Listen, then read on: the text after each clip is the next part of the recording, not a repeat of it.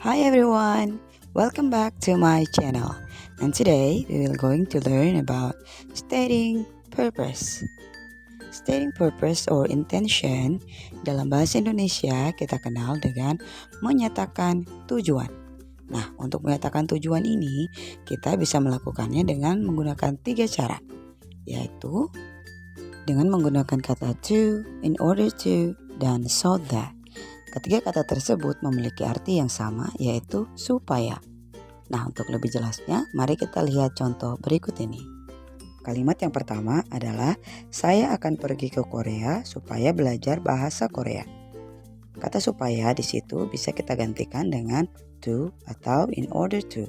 Kita inggriskan menjadi, I will go to Korea in order to learn Korean. Kalimat yang kedua, Ani bangun lebih awal agar dia tidak datang terlambat. Nah, kata agar di situ kita gantikan dengan kata so that, menjadi Ani wakes up early so that she doesn't come late. Nah, sekarang kita akan melihat penggunaan dari ketiga kata tersebut. Untuk to dan in order to penggunaannya sama, yaitu diikuti dengan verb one atau kata kerja bentuk pertama atau be. Sedangkan untuk so that diikuti dengan subjek. Ingat ya, so that diikuti dengan subjek dan to atau in order to diikuti dengan verb one atau be. Contohnya, Budi studies hard in order to pass the exam. Nah, kata in order di situ kita tempatkan karena yang mengikutinya adalah kata kerja bentuk pertama atau kata pass.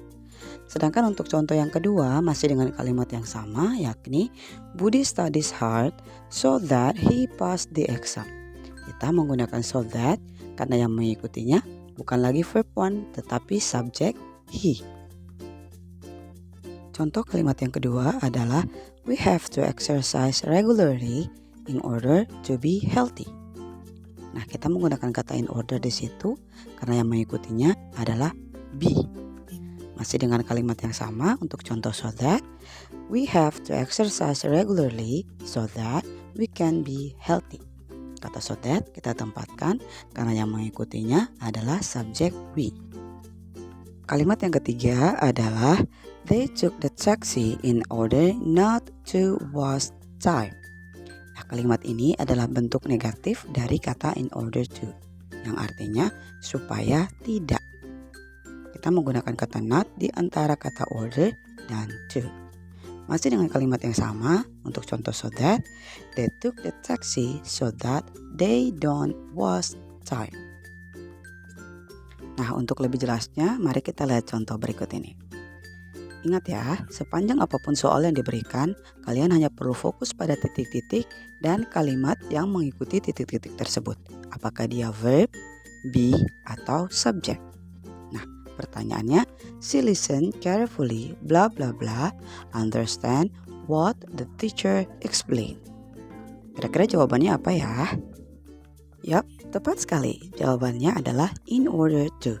She listen carefully in order to understand what the teacher explained.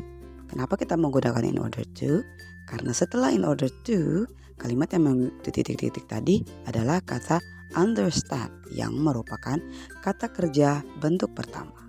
Bisa dipahami ya? Lanjut ke contoh yang kedua.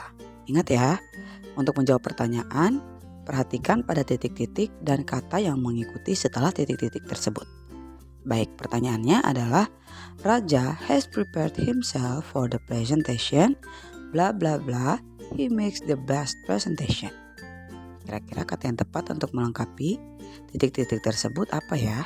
Ada yang bisa menjawab? Tepat sekali, jawabannya adalah so that. Kita lengkapi menjadi Raja has prepared himself so that he makes the best presentation. Kenapa kita menggunakan kata so that?